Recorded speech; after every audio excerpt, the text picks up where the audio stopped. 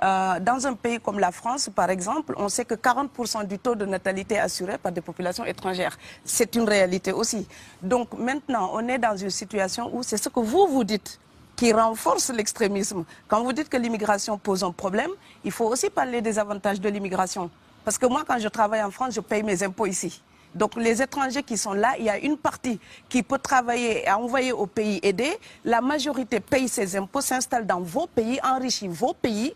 Donc ce sont des citoyens productifs. Après, il faut voir, il y a une minorité qui vient, il y a des morts, certes. Mais je voulais souligner une chose. Le discours que vous avez, il est encore légitime tant que l'Afrique restera muette.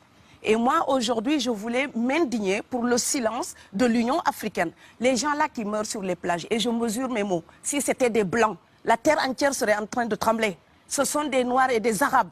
Alors eux, quand ils meurent, ça coûte moins cher. Ici, j'étais venue en 2008 et j'avais dit, l'Union européenne, avec ses flottes de guerre, avec son économie, je vous dis une chose, si on voulait attaquer nos pays ici en Occident, il y aurait des moyens de se défendre. Donc si on voulait sauver les gens dans l'Atlantique, dans la Méditerranée, on le ferait.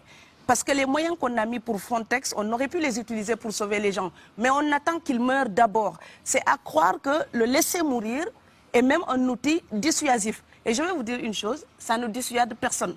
Parce que quelqu'un qui part et qui envisage l'éventualité d'un échec, celui-là peut trouver le péril absurde et donc l'éviter. Mais celui qui part pour la survie, qui considère que la vie qu'il a à perdre ne vaut rien, eh bien celui-là, sa force est inouïe, parce qu'il n'a pas peur de la mort. Mais c'est exactement pourquoi il faut fermer des frontières complètement. Il faut sauver l'Afrique et sauver l'Europe. Vous ne pourrez pas rester comme des gens. Vous ne resterez pas comme des poissons rouges dans la forteresse européenne. La crise actuelle nous a démontré ça. Au jour d'aujourd'hui, l'Europe ne sera plus jamais épargnée tant qu'il y aura des conflits ailleurs dans le monde. L'Europe ne sera plus jamais opulente tant qu'il y aura des carences ailleurs dans le monde.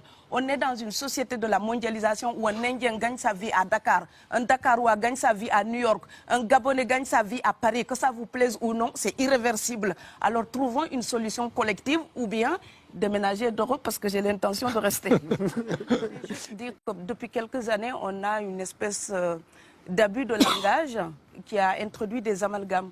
Au jour d'aujourd'hui, toute personne typée avec un air d'étranger est considérée comme immigrée. Tous les étrangers, en tout cas toutes les personnes d'origine étrangère qu'on peut rencontrer en Europe ne sont pas forcément des immigrés. Donc il y a des gens qui sont normalement protégés par la Convention de Genève pour les réfugiés. Ces personnes-là, quand on ne les accueille pas normalement, ils viennent dans les mêmes mouvements que les immigrés économiques. Donc quelqu'un qui fuit la guerre, ce n'est pas la même chose que quelqu'un qui cherche du travail. Quelqu'un qui fuit la guerre est protégé par la Convention de Genève. Et quand on a parlé ici à l'époque, je ne veux pas remuer les mauvais souvenirs, mais ministère de l'immigration et de l'identité nationale, on a fait des réfugiés, presque des coupables de droit commun, comme un voyageur qui ne respecterait pas les lois internationales pour le visa, donc l'autorisation d'entrer dans un territoire. Or, quelqu'un qui voyage librement peut respecter ces choses-là. Quelqu'un qui fuit la guerre pour survivre n'a pas le temps de respecter ces choses-là. Or, aujourd'hui, on met l'amalgame et on met tout le monde dans le même sac. Je voudrais aussi dire que quand vous êtes Canadien, Blanc ou Argentin, et vous venez vous installer en France, vous êtes un expatrié. Quelqu'un qui voyage, qui est libre de voyager. Et si vous êtes africain ou indien ou afghan, vous venez en France ou en Allemagne, vous êtes l'immigré, peu importe les raisons pour lesquelles vous êtes là. Et donc cette représentation de l'autre, l'Europe doit corriger son regard si elle ne veut pas encourager la xénophobie. Parce que la représentation qu'on se fait de l'autre alimente ensuite le repli sur soi, le rejet. Donc voilà, voir quelqu'un qui est en règle, essayer de savoir d'où vient cette personne, pourquoi cette personne vient. Ça, les Européens ne se demandent même plus ça. Ils vous croisent, vous êtes étranger, vous avez l'air étranger, vous êtes venu pour la tarte à la crème. Non. Donc l'Europe doit se respecter davantage. On ne vient pas que chercher du pain. On peut venir aussi pour la liberté, pour la démocratie, pour la culture européenne. Donc l'Europe aussi nourrit un vrai mépris d'elle-même en pensant qu'il n'y a que l'alimentation qui amène les gens. Elle n'a que ça à proposer. Je pense qu'elle a plein d'autres choses à offrir. Des familles entières qui cotisent parfois pour faire partir quelqu'un. Et ce n'est pas 1 000 euros. Parfois, ça va entre 1 500 euros et 7 000 euros. Ouais, 10 000 depuis le Sénégal ou la Gambie ou la Guinée pour venir juste. C'est pas la misère.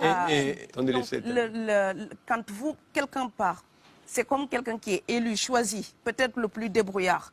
Et il y a tout un clan ou toute une famille qui pose son espoir sur cette personne-là. monsieur, là, je vous vois bien habillé, bien nourri. Si vous étiez affamé chez vous, peut-être que votre famille serait ravie d'imaginer que vous pourriez aller gagner de quoi faire vivre les autres. Donc c'est aussi une solidarité qui est en œuvre. On laisse partir quelqu'un, on compte sur lui. Vous allez me laisser terminer. Et Schengen, entre guillemets Schengen, ça me permet d'être invité aux Pays-Bas, monsieur, donner des conférences dans vos universités. Quand ils trouvent que mon cerveau est convenable, là, ils l'utilisent. Par contre, ils sont embêtés à l'idée d'avoir mon frère, qui n'est pas aussi diplômé que moi et qui pourrait avoir peut-être envie de travailler dans le bâtiment. Donc, vos pays deviennent schizophrènes.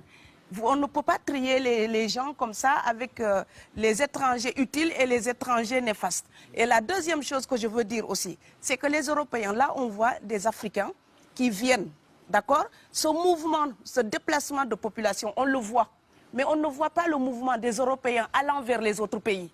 Alors celui-là, c'est le mouvement des puissants, ceux qui ont l'argent, ceux qui ont le bon passeport. Donc vous allez au Sénégal, vous allez au Mali, vous allez dans n'importe quel pays du monde, au Canada, aux États-Unis, partout où je vais, et je voyage tout le temps, je croise des Français, des Allemands, des Hollandais. Je les rencontre partout sur cette planète parce qu'ils ont le bon passeport.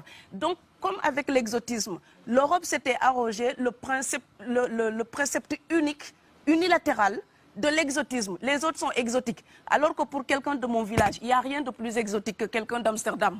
Maintenant, pour l'étranger aussi, pour les voyages des temps modernes avec la mondialisation, quand les pauvres viennent vers vous, il y a des mouvements de foule qu'il faut bloquer. Mais quand vous, avec votre passeport et avec toutes les prétentions que cela donne, vous débarquez dans les pays du tiers-monde, là, vous êtes en terrain conquis. Donc, on voit les pauvres qui se déplacent, on ne voit pas les riches qui investissent dans nos pays. L'Afrique se développe en taux entre 5 et 10%. Ce n'est plus de la progression, c'est de la surchauffe. Sauf que quand des pays du tiers-monde se développent et qu'ils n'ont pas les moyens pour gérer tout ça, il faut une ingénierie, il faut une formation, il faut des populations pour installer une démocratie. Là, cette surchauffe-là, vous avez besoin qu'on reste dominé pour servir de débouché à l'industrie européenne. Alors il faut arrêter l'hypocrisie. On sera riches ensemble ou on va se noyer tous ensemble. Voilà.